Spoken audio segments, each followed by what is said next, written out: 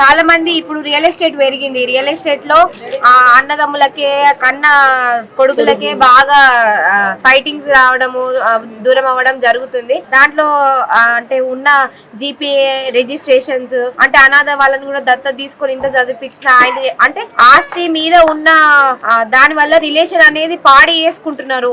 అట్లా పాడి వేసుకోవద్దు అనే మంచి మెసేజ్ అనేది ప్రజలకు ఇవ్వడం నాకు ఈ సినిమాలో నచ్చింది.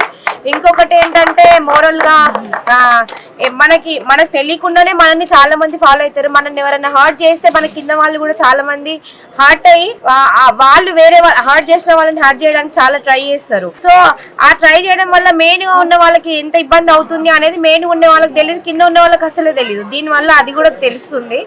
ఇది కొంచెం ఎలక్షన్ ముందు వస్తే ఇంకా బాగుంటది, పబ్లిక్ అవేర్నెస్ వచ్చేది.